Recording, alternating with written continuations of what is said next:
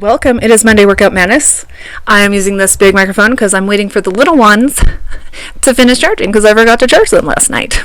I have been putting together a workout for you using breathwork technique. It's definitely a game changer, and we're going to use the originals, the full body and the core, but I'm going to break them up because it does take longer doing breathwork. However, I'm trying to do these same moves but with more isolation, and I will explain why. But that's going to be in a different video that I'm going to do today using barbecuing meat. Just you're going to want to stay tuned for that. When isolating with our muscles, I need you to really envision your muscles. We are telepathic beings, so I want you to talking to your muscles in here, okay?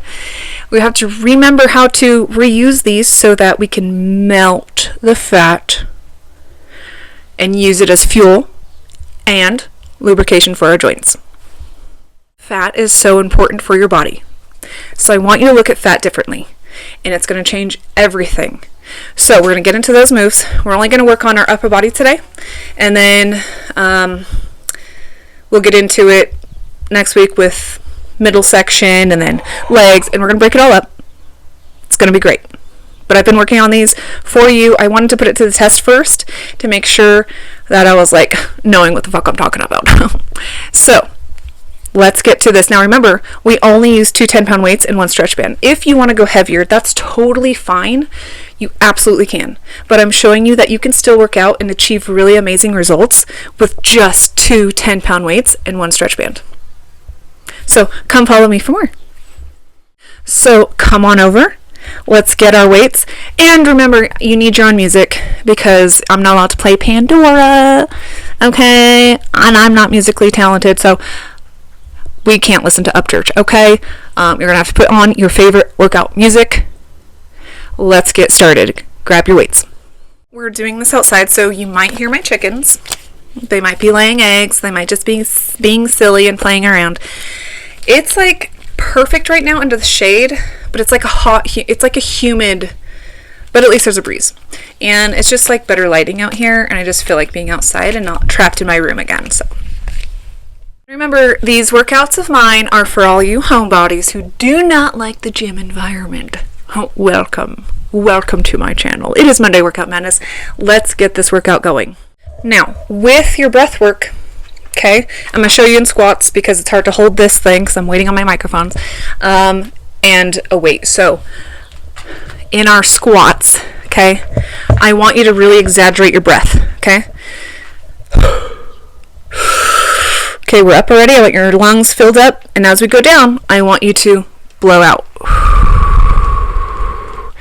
I am able to get into a better squat position when I go slower with my breath work. Now breathe in as you go up. I want you to think about your oxygen is filling up, not only for your lungs, but so that we can engage these muscles here, okay? And breathe out. And breathe in. And breathe out. Breathe in. And breathe out. What's happening here is the muscle is staying completely engaged and getting the right amount of oxygen to push you harder for your lift to actually burn. So keep that in mind every workout we're doing. Your breath goes in sync with your lower down and your lift up, okay? Thanks, Rooster. You're ruining.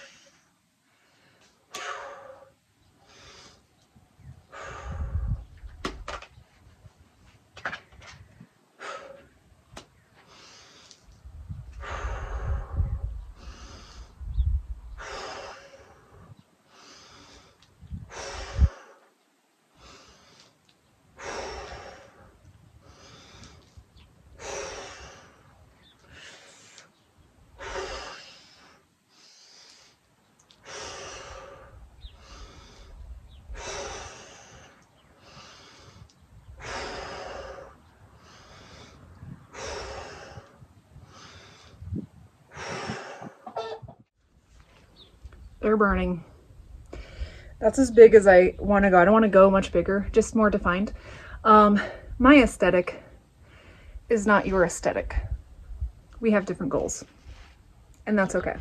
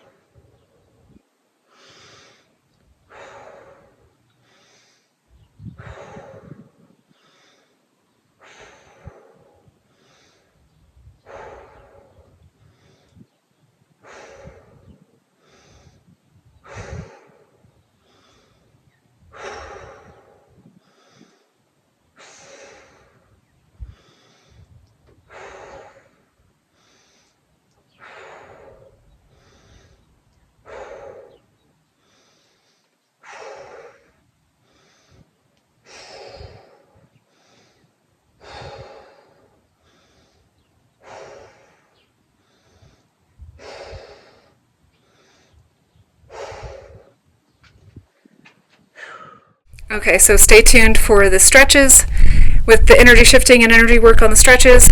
And next week we'll do our core, a little bit of core work, not the actual core routines, but from the full body one.